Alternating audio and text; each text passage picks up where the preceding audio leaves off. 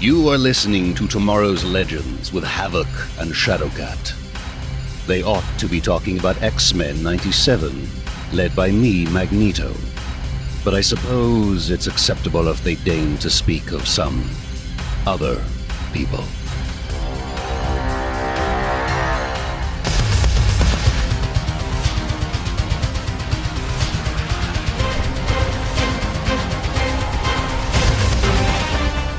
"30 years ago, one of the greatest animated series of all time went off the air. But now it's returning to our screens, and the mutants will rise again. X-Men 97 continues the story of Wolverine, Rogue, Storm, Cyclops, Jean Grey, and more as they try to move forward from the loss of their leader, Professor Charles Xavier. Join Havok and Shadowcat on this new adventure as they bring you the stories of X-Men 97. This is Tomorrow's Legends." That's right. Welcome, fellow mutants, to another bonus episode of our coverage of X-Men 97. We are back with yet another special surprise for you today, as we are lucky to be welcoming to the show the voice of Roberto Da Costa, otherwise known as Sunspot, Gui Agustini, and I am feeling the heat right now. I am Havok. And I airwalked a bit too close to the sun. I'm Shadowcat. Welcome to the show, Gui. It is so fantastic to have you here with us. Well, thank you guys. Thanks, Martin and Abby. That's such a fun intro, and I'm super excited to be here. And I'm glad it all worked out, and I hope the listeners enjoy.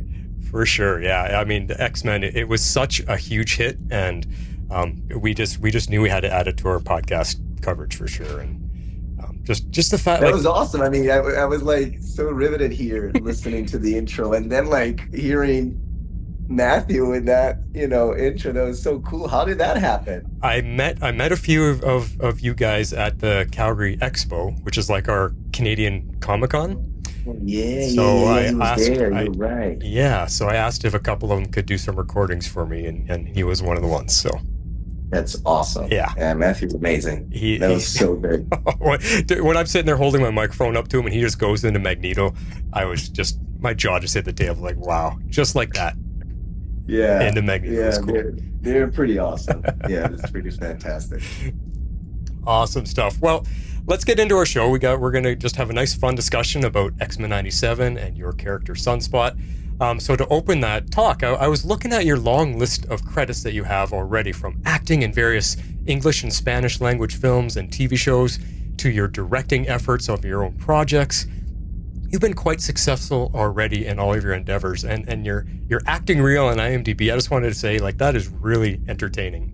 You got a lot of stuff in there. I appreciate it. I mean, that's just the reel, so it gave me a good list of things that I want to check out, because I haven't seen everything that you've been in, but I'm definitely going to go look at some of those now, because you put on a good performance, man. Like, I was really I appreciate it. Yeah. That means a lot, Martin. Thanks for making the time. Yeah. Most of the stuff there is stuff that I create. Little scenes, little shorts. Most of it's on my YouTube, except some of the things that are now getting into the film festival circuit. Mm-hmm. But yeah. Awesome. Well, that's amazing. So what I'm wondering though is, like, with this success that you've had with acting and directing, where does your path begin for voice acting that leads you to be part of X-Men? Yeah, I mean, it was, it wasn't very by design or by choice. I started with, voiceover commercial acting, just like my career started in the commercial world, on camera commercials and stuff like that. But when I moved from Florida, Miami specifically, where my professional career began, I went to New York to attend an acting conservatory. My agent at the time had worked for CESD, who represents me today, which is a big agency, really well known for the commercial voiceover world. And she said to me, once you graduate, I can put you in contact with the agent that I worked with, because she was an assistant for that particular agent.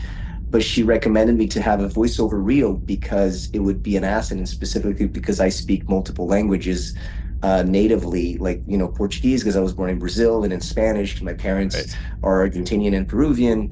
So that was a big asset. And I was like, okay, I'll just create a reel. So I created a reel, went to New York, attended my 2-year conservatory. And after I graduated, I reached out to her, and she was like, yeah, put me in contact with the agent, and they took me in. And so from that point on, I started auditioning for voiceovers, which I had never done before, but strictly commercial work. And then I did, a few campaigns for like Toyota and not a lot, but I did audition consistently, mostly with Spanish, in the Spanish commercial world. Right. But I would go in the office because before the pandemic, people would go audition in the office or casting offices, the agency or just casting offices around town. Yeah. But I didn't audition for a lot of animation or anything like that. I'm sure I did a little bit, but not a lot. And then it wasn't until after the pandemic, I moved to LA, and then I switched. Well, it's just because they're bi-coastal, but I started working with the agents here in Los Angeles. And in here, I think the department of CSD is just stronger with animation, or there's more animation here on the West Coast. Yeah. And so I started, and funny enough, right when I moved, because that was 2020, I took a class, not because I was very into, like, I want to get into the animation world, but because these women were good friends of the friend that I was staying with, and they are from the dubbing voice animation world, and they were doing a class, online class, and I'm like, oh, I've never done that. I've done other voiceover stuff in New York, so let me give it a try. And then I did this, month online class, and it was pretty cool, and I learned a little bit about, how the business side of animation works, and did my voices and played around, and and then I started to audition, and that's how literally it came about. I was auditioning, not like extremely much. It was still more voiceover commercial work, but yeah, then X-Men 97 came through, and here we are. So was Sunspot the character they gave to you to read for, or they just said read some lines and we'll find a role for you? No, it was never specified Sunspot, but it did say Roberto Da Costa. Oh, okay. Which, for my own embarrassment, I did not know, because I didn't know the character. So I'm the only cast member that did not have a clue it was X-Men 97 at any point, because all the castmates, now I've heard their stories, and everybody figured it out one way or the other. Yeah. I had no clue, so I think it worked in my favor. I was just like, oh, it's a Brazilian character, it's an animation thing. I just did it, and that was it. But hey, X-Men fans, Havok here. I am jumping in at this point of the podcast due to an off-mic interruption. Abby was away from the microphone for a little bit, so me and Guy just continued a conversation, hanging out with each other, but he shared some pretty fun stories, so I'm going to include some of that here until Abby gets back, and we'll pick right back up with his answer to his path to the X-Men. So we'll jump to that now, and we'll get right back to the main interview shortly. So I'm guessing you're not home that often. You're talking about having a minimalist apartment, like you're probably away a lot doing all your work, so...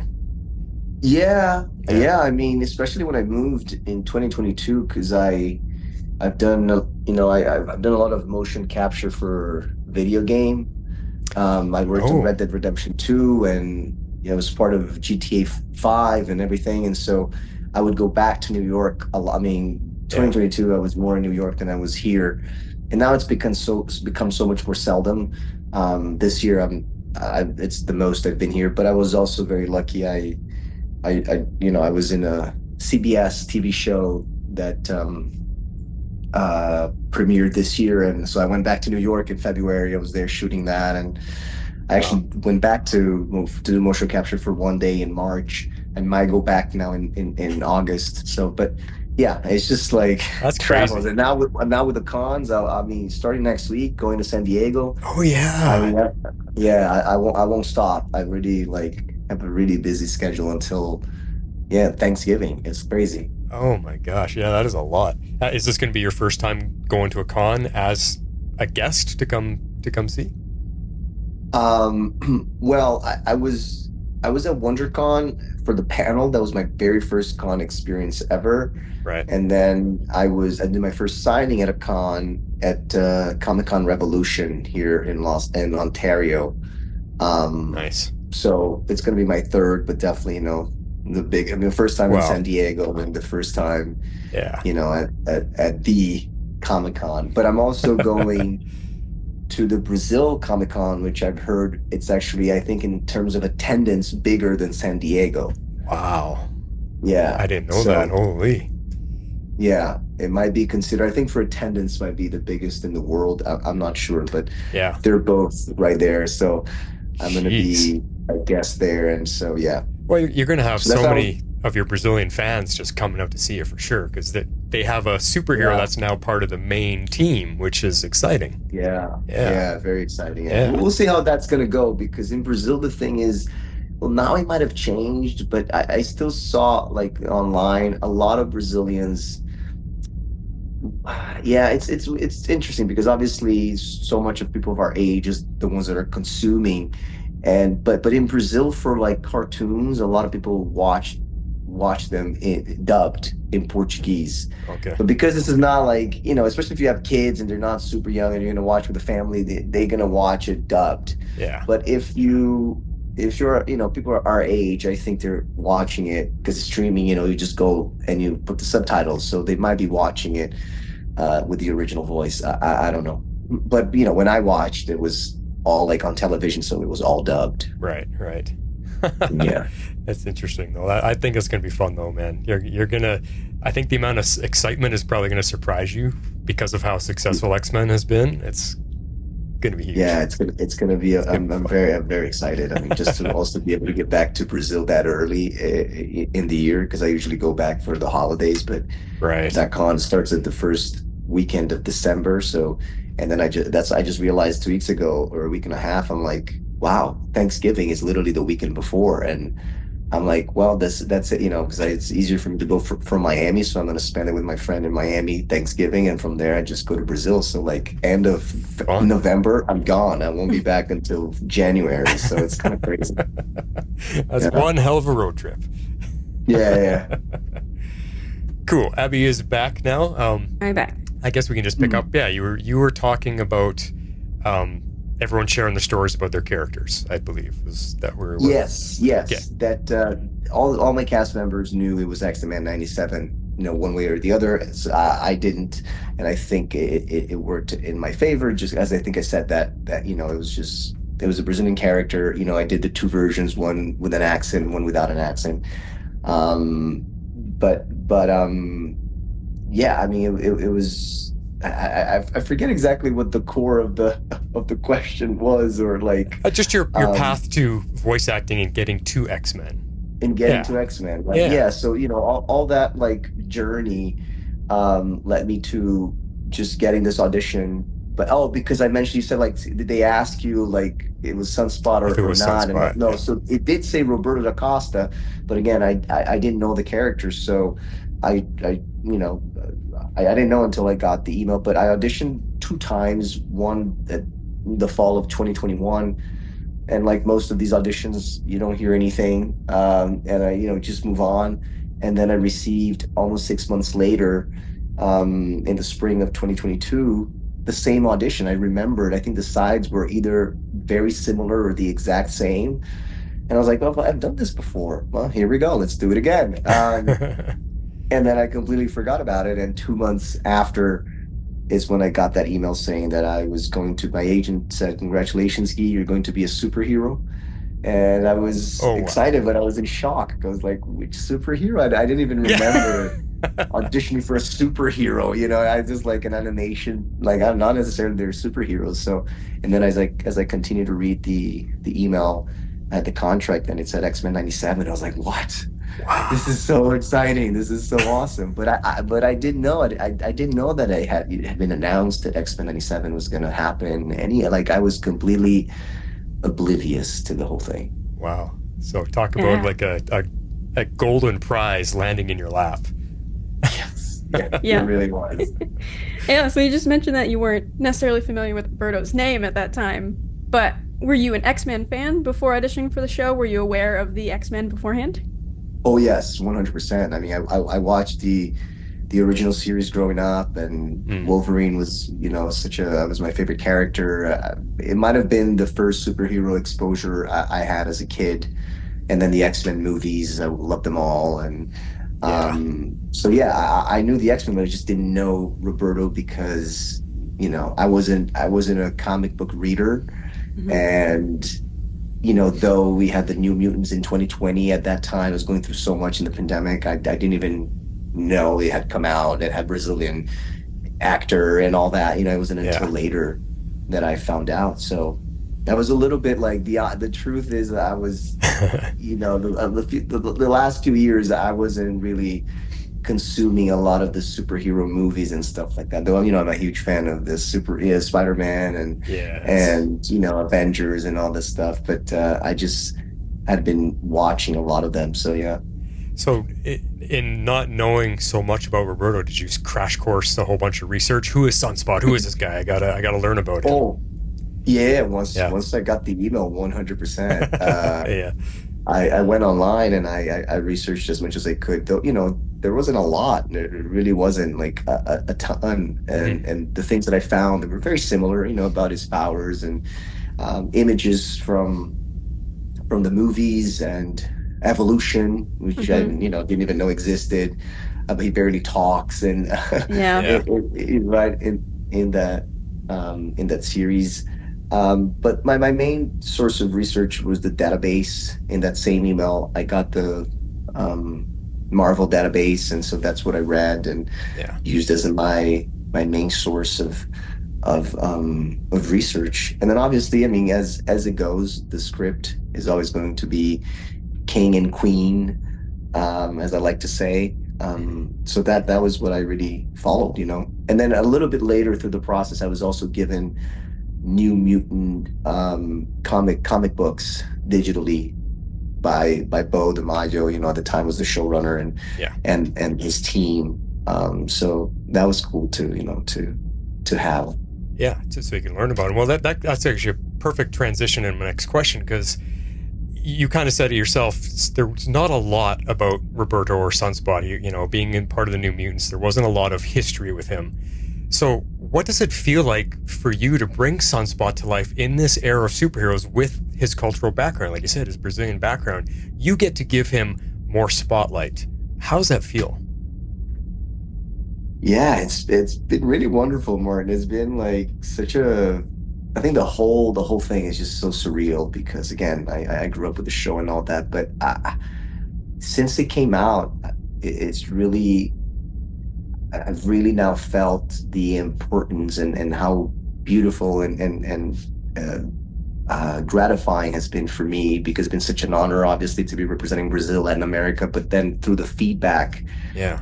so gratifying to see how people are, uh, being positively impacted and being seen and loving that he's part of the team now. And then we have this Latino representation. Throughout the Yeah. whole recording process, I had no clue it was going to have this big of an impact, like at all. And most of the cast didn't either, but I think again, I'm like on the lowest level because I just wasn't part of that like world of animation and all of that. I was excited to, obviously I knew the X-Men, this is Marvel, but I didn't know much. And so even when I was going to the premiere, one of my really good friends who came with me and he's such a lover of Marvel and these characters and everything. And he was like, yeah, because we were getting to the theater and this line of like cosplayers and Mhm. this incredible ambience, and I was like, holy shoot, this is like wild. And he's like, yeah, Guy, I told you, like, you have no idea what you got yourself into. And I really had no clue. It's been so wonderful, so wonderful. That's good. You have a clue now, though, I bet. Yeah, I do. I really do. I mean, the fandom is real and it's wild. And Yeah. again, so honored and grateful to be a part of it. Fantastic. I know. So I want to dive into a couple moments throughout the season now that all of season one is out and kind of talk about it as a whole. But there's one is the scene where Roberto is finally telling his mom that he's a mutant. So to me, and I feel like for probably a lot of other people, it read very much like a coming out scene. And with everything that the mutant metaphor can stand for different groups. So what was it like kind of preparing for that scene, if you did any? And then also the second side of seeing their fan reaction to that afterwards, after it aired.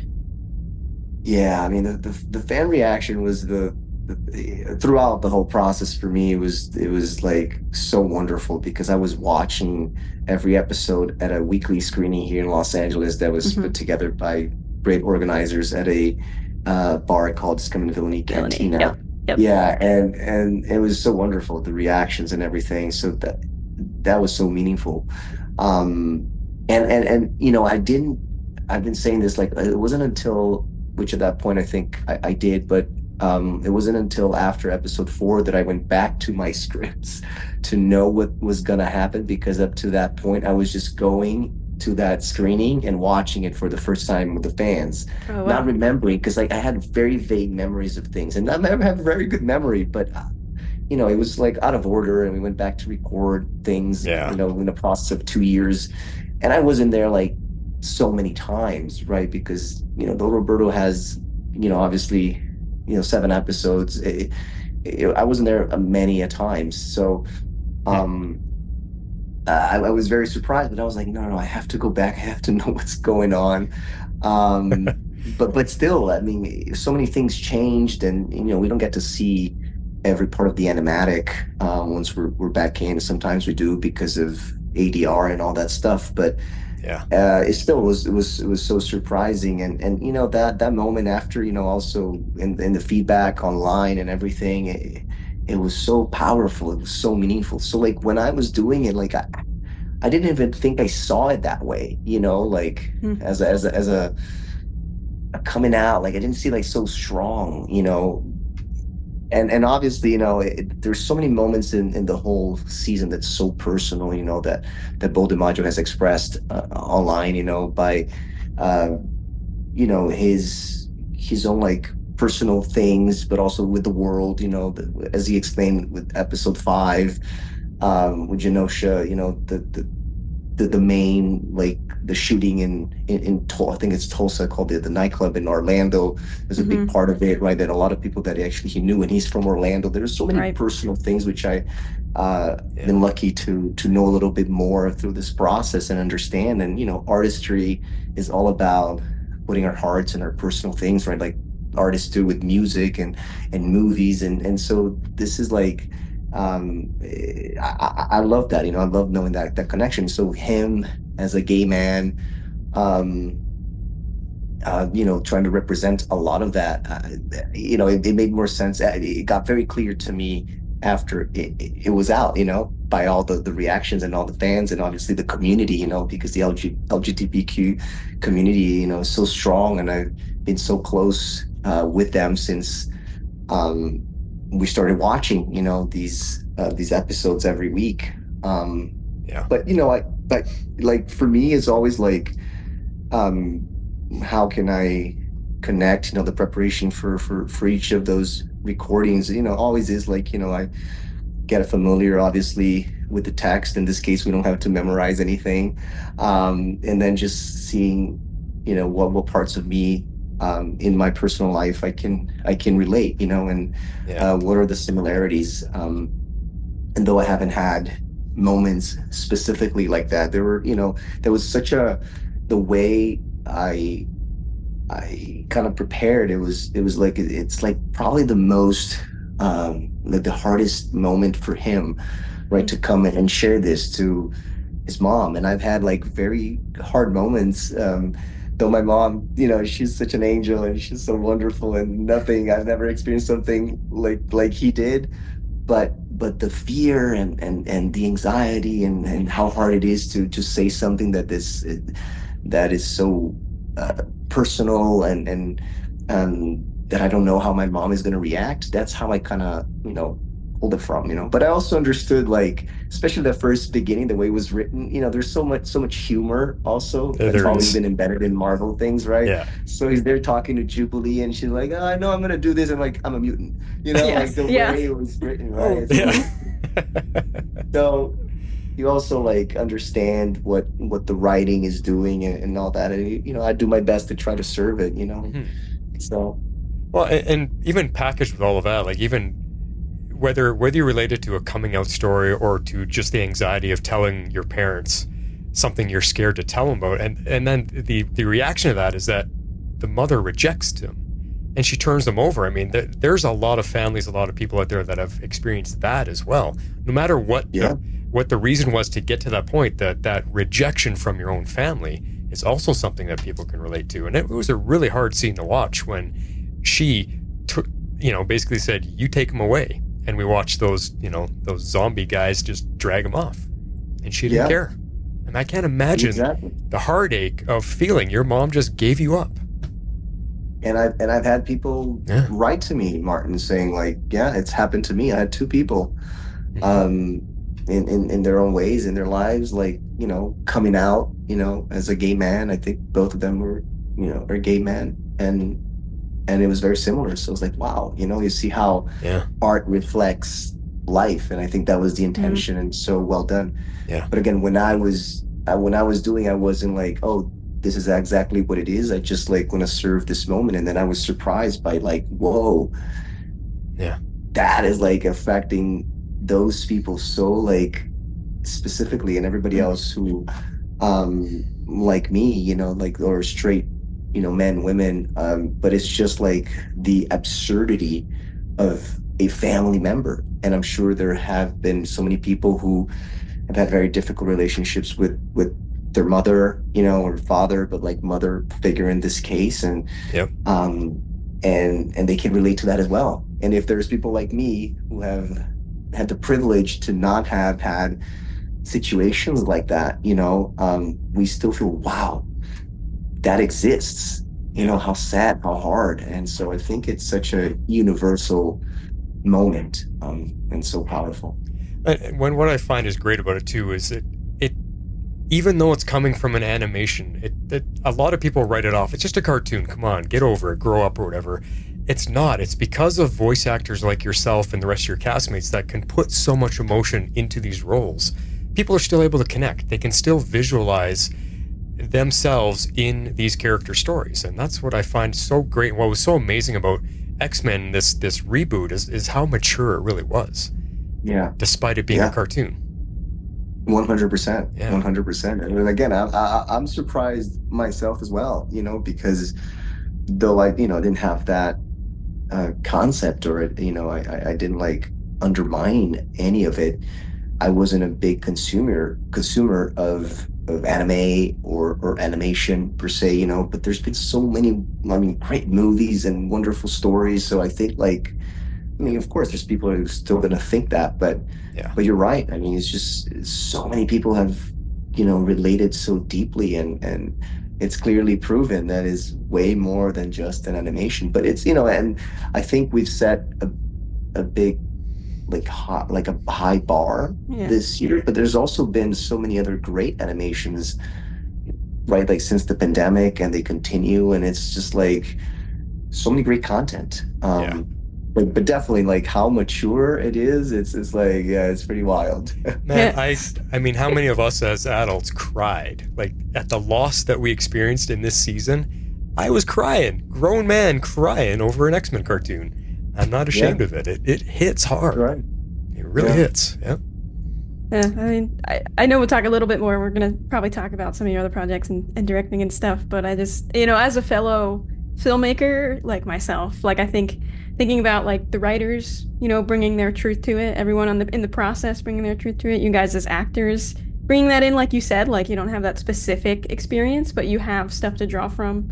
That's going to hit the truth for all the audience members watching it too. So I think that's just, I love art in a way like that. But there's a lot of moments like that, and to speak to another kind of like personal aspect to that, the second moment I wanted to talk about is a little bit more of a journey than just a moment.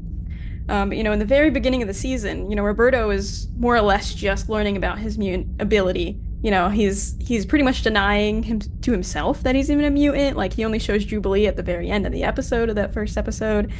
And then you flip to the finale episode and he's fully powered up. He's in an X-Men uniform, and you hear him call himself Sunspot for the first time. So I know that, names and people naming things are really important in narratives, not just in the X-Men all over the place, but also like picking a mutant code name has really big importance throughout the comics and in X-Men lore and stuff. So, what's it felt like to go on that journey with Roberto for the season, bringing that arc to life? Yeah, it was magical. It was so wonderful. I think most of us we didn't get all the episodes at once. So I was also finding as I was going, through the process. I think I did get the first couple of episodes first. I think it was a little bit in sequence, but then like I think I jumped to seven, and I don't remember exactly, but um, so there was also like I just focused first on I think I got like the first three episodes, and that's what I was focusing on. And so later on, when I was like, oh wow, I'm discovering these things, and it was pretty exciting. And then obviously, like, whoa, episode 10 is when like he says that's like the moment, and that particular line, I think I was called back at least two times to redo. And I've been saying this story because like the last time I was so worried I was like fucking it up so badly. I even mentioned it to them. I asked them, I was like, I'm so sorry, but like, is this like my fault or something? They're like, no, yeah.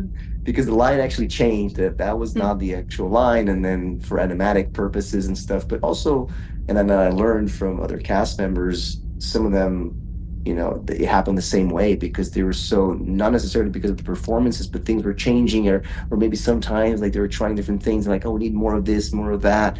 So some of us also went back to certain moments several times, because they so much care for each of those moments. And recently I learned from Lenore Zan, who voices Rogue, that apparently like episode one, they spent so much time because they really wanted to get, every single performance, every single, had to set the tone, right?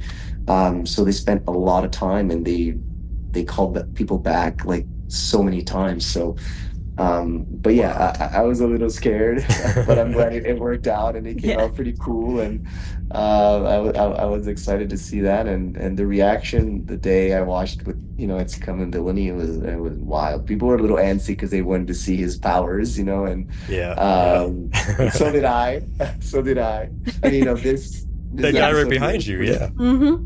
Yeah, this is pretty cool when he saves Jubilee. Yeah, we see him in his powered version, but obviously that moment of like really partaking and using his full powers and helping take Bastion down is pretty awesome. Well, it was kind of like a coming of age story for Sunspot, because all the other X-Men have already so well developed. Everybody knows them. They're not learning their abilities. They've been these characters for so many years. Sunspot's new. He's young, and he's coming into his own. And so you are the one that got to provide that story arc for this season, is the coming of age story of someone just learning what his mutant ability is all about. So it was really cool. Yeah, that's really well said. And again, so fortunate and so grateful to have been the selected one, and also how beautiful it was to have this mirror with who Jubilee was in the original, right? That we all had talked about and everything. So it's been pretty special. Well, sort of along the line, I want to nerd out about Sunspot just for a little bit, because looking up all of his powers, and you've done the research on him, originally he could only absorb solar energy to make himself stronger, like physically stronger. But he was never invulnerable. He could get shot. He could get his leg cut off. Like, he was very vulnerable to pain and injury. But now with the evolution of his abilities over the years, he not only converts solar energy to strength, but he can create thermal updrafts for flight. He can project heat and light and concussive blasts of solar energy. So that's pretty cool. Like, that's a good upscaling of his powers, right? Yeah. So what I wonder about is, what are his limits? Because I don't know if they've told you anything as to how far he can go. Like, as an example, what if he was really close to a star? Could he absorb like immeasurable amounts of solar energy? And then what would he do with that? What would he turn that into? I mean, that's an amazing amount of energy. So have you thought about that, or had any clue? That's amazing. I have no clue, Mark. We haven't had those talks or discussions. I wish we did. Maybe I can ask around soon, as I might be seeing some of the creators and stuff. Going to San Diego Comic-Con and stuff like that. But no, because I mean the conversations were all about the performances of the script and everything like that. But yeah, and I don't know. I mean, there's so much. Also, because of like how the comics evolve and things like I've read so many um different things, even the fact like Izzy, he had like he was at Omega level at one point and then he was not like Yeah. is he not like I don't know, I'm not the most versed, actually I'm the least versed in the comic book world, so Right. I try, sometimes I got a little like which one is it, because I was researching different websites and different people, different videos, and I got a little bit of a mixed review, mixed information, and I'm like, I'm just gonna stick to like the basics and like what's Yeah. actually obviously happening. And then in this version, as we know, it's an adaptation, and so you can't see the evolution of like 30, 40, 50 years of these characters. So you can see like at this point he already has his powers very quickly, he can fly and all that, so Yeah. it goes a little bit faster. Very true. Yeah. Just along that line too, because I go by the name of Havok, because Havok was always one of my favorite side X-Men. Oh wow. Scott Summers' brother, right? So he's related to Sunspot and Powers because he emits solar radiation blasts. So because I like to play around with stuff, so I was wondering if there was a scenario where Havok were to shoot his radiation blast at you, Sunspot, would you be able to absorb that as an energy source? These are the kind of things I think about. That is very interesting. Because it's solar radiation, right? So I would think Sunspot could absorb it. I think so. Yeah, Yeah. I think so. So it shouldn't affect him. It shouldn't affect him at all. Yeah. I feel like they would cancel each other out with both of their powers because they could both absorb each other's. Probably. So he can also absorb it. He can also do it. Havok? Yeah. So Havok absorbs like cosmic energy is what they technically call it, like pretty much any like cosmic energy, ray, gamma radiation, all that kind of stuff. So I think with Sunspot absorbing solar energy, if you shot at Havok, he'd probably absorb it, but you'd probably absorb his back. So he'd probably just be at a standstill. But That like is so interesting. What if they teamed up? Could yeah, they, then could they that's power each probably- other? That would be phenomenal. Yeah. That would be like Yeah. so much. Yeah. And I don't know, like I remember reading that, for Roberto, his ability is inside his cells, like the thermic, right? I don't know how to even like voice it, but like the transformation of the energy like happens within his cells, his body. So there's nothing add on, right? Is in his being and in his like cellular configuration. So I don't know if Havok is the same way. Yeah. But Fun stuff. That's what I mean. I just like nerding out about him a little bit. And, Yeah. It's like the same thing. Who would beat who, Good Superman question. or Batman, right? Like, it's the same kind of question. yeah, one of those. Yeah. Yes. Yeah, and I've got like I know that Martin and I, when we pair up, we kind of have our own thing. I'm like the comic like encyclopedia when it comes to like X-Men because I've read a ton of the comics. She's Martin's- the info. Yeah. Yeah. Yeah. Oh, so really? Yeah. Oh, Yeah. nice. So I don't know who if- to reach out to. yes. I don't know if Havok and Sunspot have ever like teamed up like that. I'll have to check. But there's a lot of stuff in the last couple years of the run there where they're playing with like mutant circuits where different mutant powers are kind of come together when they almost like do technology, like mutant technology in like different forms. So I'll have to check out if there's something in there with all of like the Yeah. cosmic energy, Yeah. solar energy mutants if they did anything. Let's But find out. speaking of all that, we might have already answered it with who's the scene behind you, but with all of season 1, is there like a personal favorite Sunspot moment that you have? Is it that one? Well, Sunspot, like in like as Sunspot, I'd say the final moment of name Sunspot, it definitely got more flair because also a little bit, I think it was right before the premiere. It was announced before the premiere that Theo James was going to voice a surprise character, and I worked with Theo James in the HBO series The Time Traveler's Wife. Oh, And right. I'm like, oh my God, what an irony, right? and Theo has been like, really rocking since that TV show. I mean, obviously he's done so many great projects, but after going season 2 of White Lotus and what like everything he's doing is just like gold. And I was like, oh, that's so cool. But I didn't know which character. But I did get a little inside information before it started to premiere. It was like, oh wow, he's gonna voice Bastion. I'm going like literally, like face to face. You're going toe to toe, yeah. Yeah. So I was so like I couldn't wait to see that moment happen. And so yeah, I mean, in that sense, it's my number one, I'd say. But this was also very, very. Oh, here. I don't know. Yeah. Oh my god. It's okay. Anyway, There you go. Yeah, this moment here was pretty wild because it's the first time that we saw him, and then like the way it happened, with Jubilee's funny lines and oh, you too, exactly. I'm the only one who can't fly. Yeah. Well, if you had to pick a Roberto moment, because like you're saying, these moments of Sunspot, it really wasn't until the end that we got to see him. So how about Roberto? Is there a moment that you would pick for him?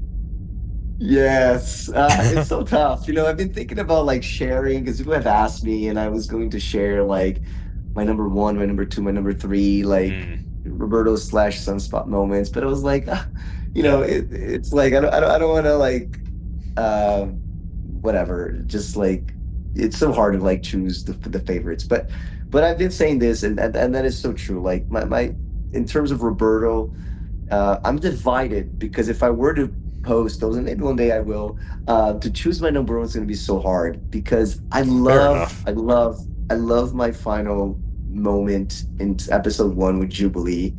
And at Scum and Villainy, there was a moment there they were doing, I forget how, they asked some of us who were guests there that day to voice, to say one of our favorite line in our voices. And so I gave the context of the scene because it is one of my top favorites, which is towards the end after he's leaving with Jubilee, after he shows his solar power or whatever, and gives her his card with Roberto Da Costa name and all that. And then she's like, oh, so what are you, hot and rich? And he's like, don't forget single. So that line, I just love it. I just love it. It was such a good moment, and it cracks me up every time. I can relate to it so much. So Gotcha. I love it. But then, like, I was so surprised when I was watching the episode for the first time at the premiere. That moment with Wolverine happens on episode 1, right? I think 5, 10, 15 minutes in, and Wolverine was my favorite character growing up, and I did not remember that scene at all. And like I said, for the first few episodes, I didn't go back to read the script, so I didn't know what was happening. I didn't remember anything. Yeah. So I was so surprised when that scene came on the big screen, and then his claws, like, is this enough for you, bub? Like, it was so awesome. So those two are definitely my top favorites, and it's just hard to choose which one of them. Fair enough, though. But I mean, great moments. I think, and that's what was fun about Sunspot, because he almost had to prove his worth to be a valuable and trusted new member of the team, because the X-Men, they've been together for so long, so anybody coming in, it's like, who's this guy? Like, we don't need anybody, we're good. And that's, so you had to break the ice, and I think Jubilee was your ticket in kind of thing. Yeah, sure. 100%. 100%. She helped me so much. But the moment you talked about, like, as we were covering every episode of the show this season, we were always talking about the cool character moments, and it seemed like every X-Men member seemed to get their one moment in the spotlight. And the one which I thought for Roberto for Sunspot was the one that you first brought up in Tolerance's Extinction Part 3, Episode 10, when Rogue was taken on Bastion, and Bastion, she was first beating him, but then Bastion turns it around on her, and he's got her up in the sky, and he's crushing her throat. My heart sunk, because Rogue's been my favorite for 40 years. And I thought she was going to die here, because we now know that this show is not concerned with killing characters. So don't you dare kill Rogue. Don't you dare. And Sunspot saves the day. And I have never cheered so loud in my life at an episode. Like, oh my God, yes. And you had that moment, like you said, I got a lot of flair. My name's Sunspot or whatever. That was Sunspot's moment. The one, it took us 10 episodes to get it, but that was his moment, because what I liked about it is not only you gave yourself your name, because we hadn't heard the name Sunspot yet, but when he lets loose and there's this eruption of solar energy all around him, you could see they showed that one shot back from the Earth's surface and the people looking up in the sky, and you could see your fireball ripping it, and I was like, wow, okay, that is the cool moment for Sunspot. Yeah. You're right. And look, on Sunday, I rewatched that episode. We were gonna binge the entire 10 episodes in one day, but it didn't happen with one of my best friends, and his son is in town, so we couldn't do it. So we watched the first 5, and on Sunday we watched the other 5. So I was able to rewatch a lot of those moments, and I did notice that as well again. Just like without the craziness of everything of the. I mean, I had watched it before as well, but anyway, just like not a lot of people and not a lot of. It was just, wow, yeah, it's cool. It's cool that image. That is a great image. Yeah, it was cool. Yeah. We're getting down to our last couple of questions here, but I want to talk about. I know that along with acting, you're also a director. So there's just slight comic tangent for a moment. There is a funny moment. I think it's in a 2018 or 2019 Avengers comic, because at one point, Roberto, Sunspot, and Cannonball, another character, they're in the Avengers team. They're on one of the Avengers teams, and Roberto's makes a movie called Da Costa PI, because he's a huge fan. He's a huge fan of Magnum PI in the comics, so because he originated in the 80s. And he and Cannonball make royalties off of it, selling it to space. So it's like a movie for aliens. It's hilarious. But it's just a fun tidbit, because I know you're on both sides. You're on both sides. I didn't know that. I just learned this tonight myself. Guy, I had no idea. I got to go find this issue, because Magnum PI is one of my favorite TV shows. I got to go find this. Yeah. Please, do you know what the issue is? I have to find the I'll find it and I'll send it to you. But please send me the name, because I want to go after for sure. Yes.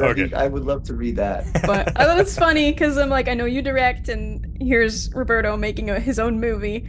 There you go. There's so it's I don't. It's just I feel like this. I'm just so lucky and so fortunate. But it's just the similarities of things. After I just really started noticing after, I'm like, oh my. I mean, the number one that I've been joking about is just the sun. I mean, I come from Brazil. Not every Brazil, but most of us Brazilians, we love the sun. I didn't I'm not from a beach town, but I love the beach. I love this but it's so funny. I've been saying this before I got cast. When Instagram started having that fire effect, I was using it all the time. I loved it, because my thing is all about I've always liked the fire as an element. And I actually reposted this photo in 2020 where I've been a big fan of the Phoenix for a long time.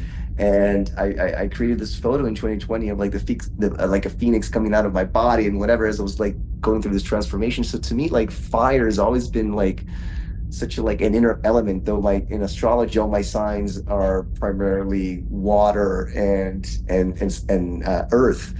But anyway, so I was finding out these little things, and as I was researching with Roberto, I was like, wow, so he's my parents are not Brazilian. Though obviously his dad is Brazilian, but it's it's a mixture of cultures, and he speaks 4 languages. I speak 4 languages.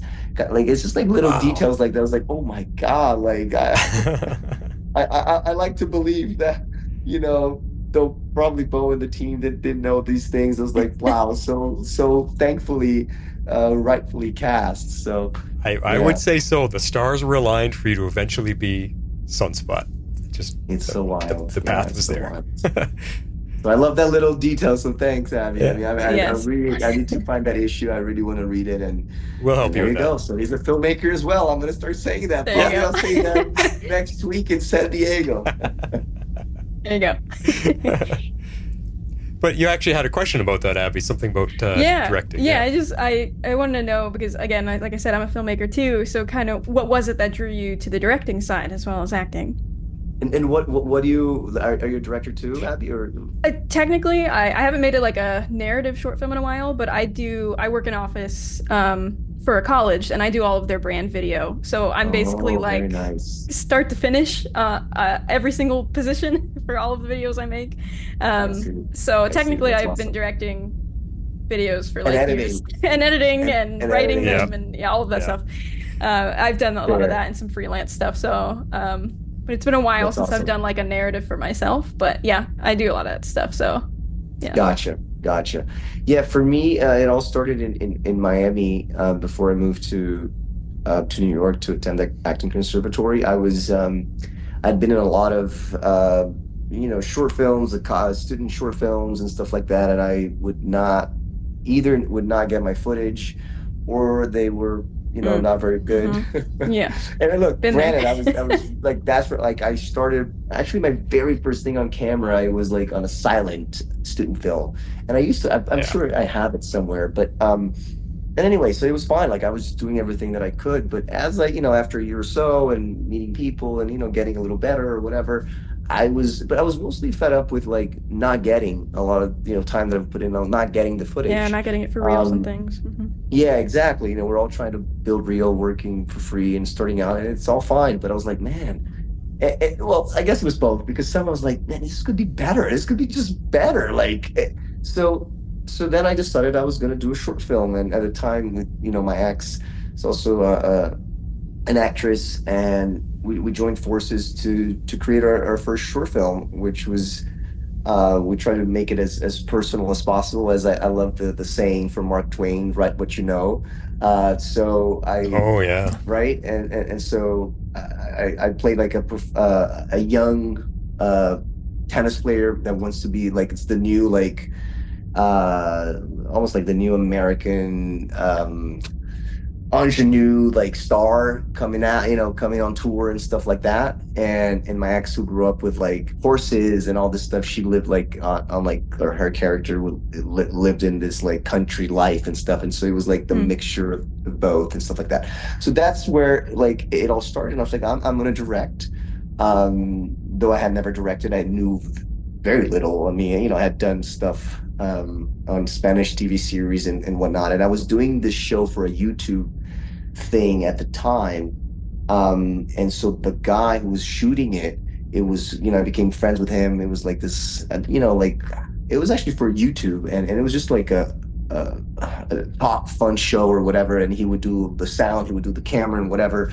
And so we became friends, and I asked him, and he's like, yeah, I'm down, because I want to do something creative. I haven't done a short film like that. Yeah. He works in the commercial world, and you know how it goes. And so he said yes. And I mean, I learned so much from him. But I had my vision or certain things, and I was like, I want to do it because if I fail, I know I'm going to finish. That's 100% we're going to finish. And also we had really cool locations. As my ex said, like all these locations are available with real horses, like cool car, like all these things. I was like, it's going to look cool. Wow. And I know I'm going to finish. So I'm going to have footage, and I got all my good friends to be a part of it, great actors.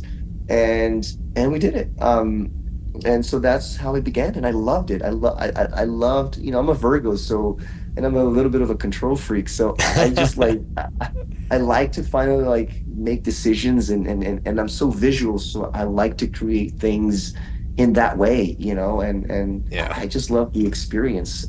So after that, like it was literally like a month or two before I moved to New York, and I attended the conservatory, and my second year at this conservatory was a part of our film history. We had to create short films. Yep. So that one really also inspired me so much. One of my really good friends from the conservatory was really talented with camera and had done movies before.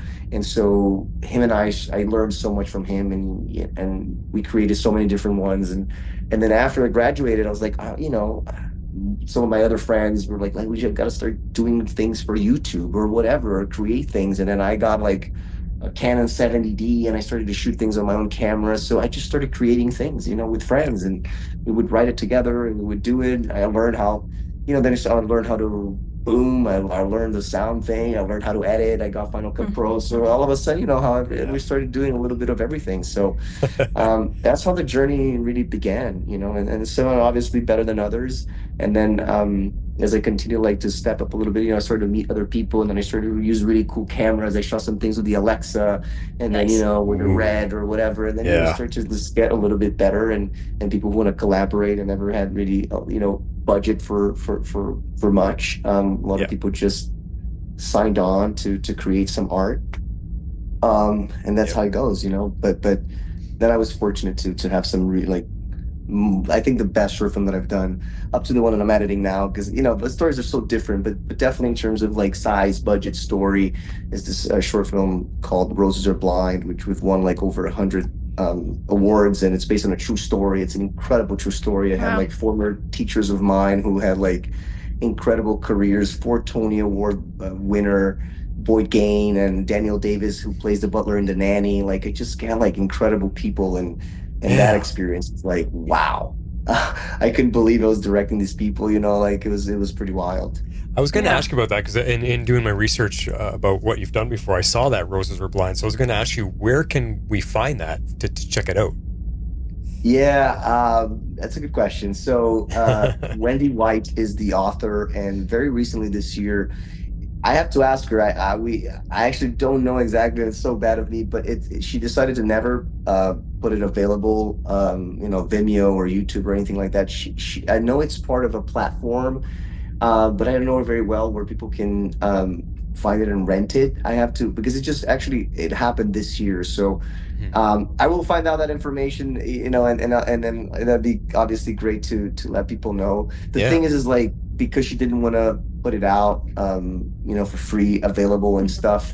I just, kind of took a little step back as we were focusing on making the feature film, because the whole reason of doing this was a proof of concept for the feature film. She reached out to me to make the feature film. I was like, well, I've never done a feature film. This is such a huge scale. This needs so much work, so much of anything. But I can do a short film. So that's how it happened in 2018. And now, we had an incredible writer that came on board and finished the feature film script. And then they were pitching, and then the strike happened last year, and now we're back. And, so things are in process, as we know, it takes sometimes forever, but it's such a wonderful story. And I mean, Wendy is an incredible human being, and I can't wait for it to get sold or be able to get made, even if I'm not a part of it, somehow. But that story needs to be told, and it's so wonderful. Cool. But I'll find out. I'll let you guys know. Okay, yeah, sounds great. Well, to continue the thoughts about your directing, so I know you have an idea of what's coming in X-Men Season 2.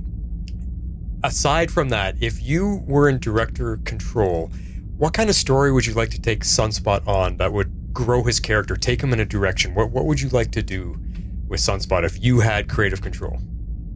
Wow. That's a tricky question. Well, okay, I'll answer it this way. Okay.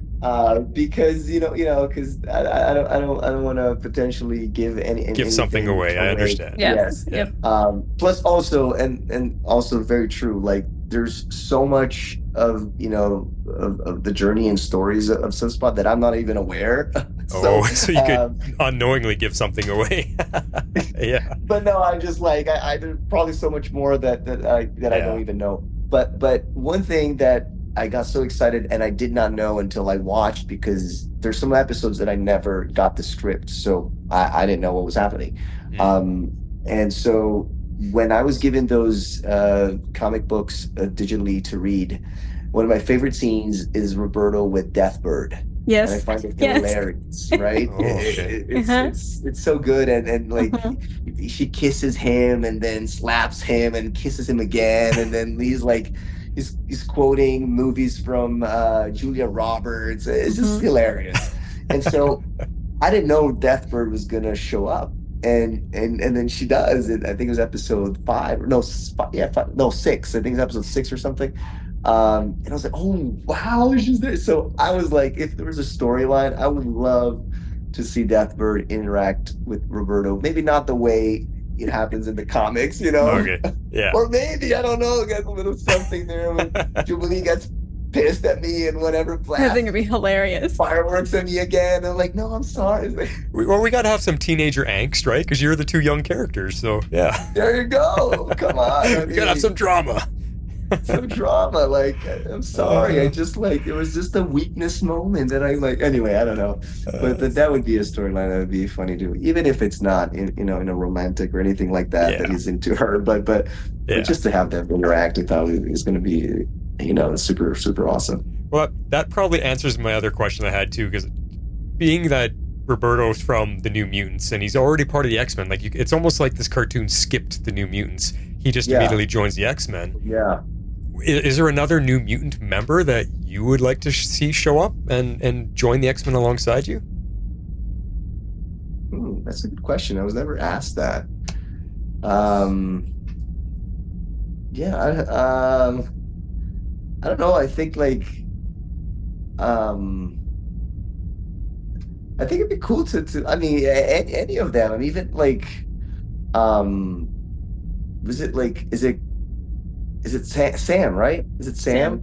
Cannonball. Yeah, Cannonball? Yeah. He was one of my favorites. yeah. I Yeah. think I think that would be because like their relationship and their bromance and stuff Yeah. that could like fit really well with the show with all the like. Totally. I think that'd be great. I think that would be good. Those are also the scenes that I've read the most between them two, and all their hugs, and even online like the memes and stuff like that. So I think that would be the cool one. Cool. Yeah, I'm with you on that for sure.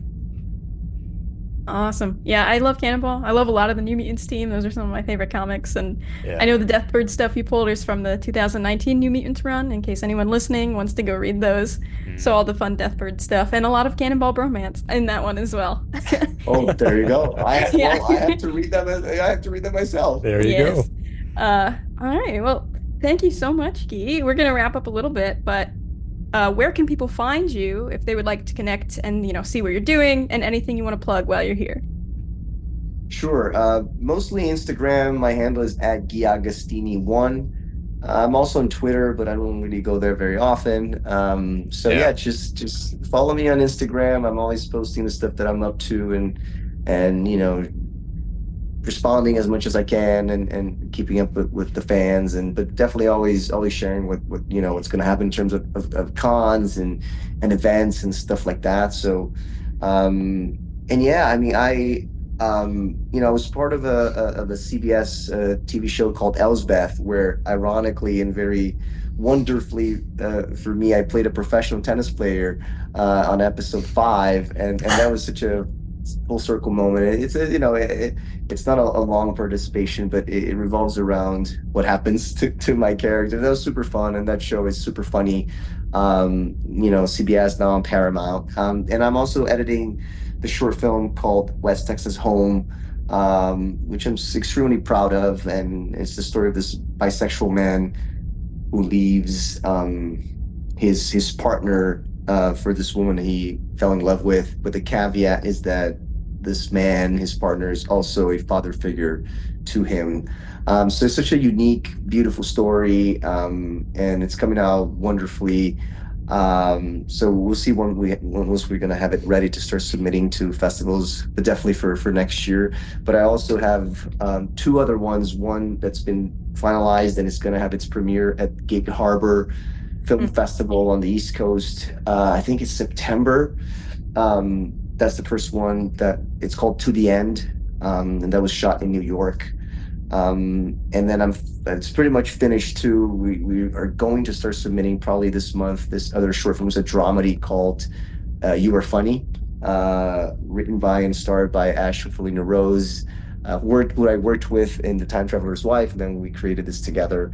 And To the End is a very dramatic story, Brooklyn story about this couple who was married and had been separated, but he's like has this one last chance of like trying to get together again, and talk about their relationship. And she works at this bar in Brooklyn, and basically he like sets the brownstone that they had together on fire. And talk about fire. There you go. There you go again. Two together. So anyway, those are the projects that I have going on in terms of short films that I've directed.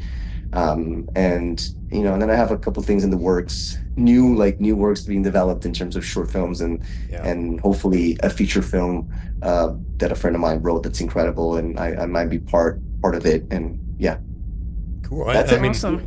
And along with that, I mean, if people they're only just discovering you because of Sunspot now, a good place to go is IMDb and check out your reel, because your reel gives you a wide gamut of what you are able to do. And I think there's a clip of that Elsbeth tennis player scene in there. I'm pretty sure I saw you come into a dark hallway as a tennis player, and you're throwing a tennis ball around with a racket. No, that's different. Oh, is that different? I haven't, okay. Yeah, I haven't added my Elsbeth, because it just came out a couple of months ago, and I haven't re-added my reel and all that. But Okay. that one, it's you can find it on my Vimeo account or YouTube. It's called The Instructor. It's one of the part of these themes that I was doing. It's just a full-on comedy. But that was a tennis club that I used to teach at in New York. Okay. And that was one of the last things I did before the pandemic. And it was funny. Somebody, somebody watched, all these little shorts, and they were like asking me the question of like, so if they gave me like ABC to choose from. So if Sunspot or Roberto were to say a line from some of the things that you've done and some of the characters that you have played, which one would you choose? And in that one, The Instructor, it was so perfect because he's such like a ladies' man, and then this guy, his friend, was like, my character was trying to convince this friend to like, hey, why don't you work here, man? You're gonna teach tennis, gonna get some money, and you're gonna see like beautiful women and stuff like that. And it's like, and you can kind of like, you can have sex with them and stuff like that. And it's like, oh, do you think of like a like a no he tells me, he's like, you just working like you're basically like a prostitute, like a tennis prostitute.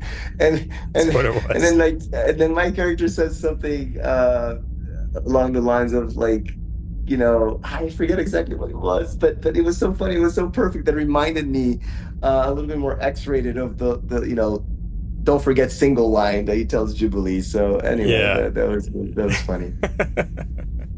That'd be pretty hilarious. But definitely lots of your stuff to check out. So everybody will include the links to go find you and stuff on our show. I appreciate it. We appreciate you so much for joining us here on Tomorrow's Legends. It's just been absolutely fantastic talking to you and just getting to know you, because you're new to us and new to the X-Men world. It's just been great to have some time with you. Oh, thank you so much. I really appreciate it as well. It's such a wonderful feeling, and the care and the support that I feel from you guys and just the community in general. I've been so grateful. So thank you. And it's been wonderful to get to know you too as well. And hopefully I go to Canada, maybe next year to Calgary, to a con we can meet in person. Definitely. Or to the East Coast, Abby. Yeah. Well, I know you're going to the Uncanny Experience in September. I'll be there. So. Oh yeah, you'll be there. Yes, we'll be there. You're right. So. I am going to the Uncanny Experience now. Yay, that's awesome. There it is. Cool. When is that happening? Maybe I'll make a trip across the country. I don't know. Oh yeah, it's going to be end of September. Yeah, last weekend in September. Okay, we'll talk about that off air. Last question for you before we let you go. Kind of an off air thing. Would you be willing to record something in Roberto's voice for us to use on our podcast? Yeah. Yeah? Sure. Okay, we'll figure that out off air. So we'll do our little sign off here. And again, we just want to say thank you so much for being part of Tomorrow's Legends, coming on to talk about Sunspot and everything X-Men 97. We look forward to season 2. We cannot wait for that to come out and see where your journey continues with this character. So do I. Thank you, guys. Again, just thanks so much, Guy. Just a pleasure to meet you. You're welcome. Yeah, thank you so much. It was a pleasure as well. All right, man. Awesome. Well, take care and good luck to you on everything. Bye, guys. Yeah, thank you. All right. Appreciate it. Have a good night. You too. Bye-bye. Yeah, good night, bud.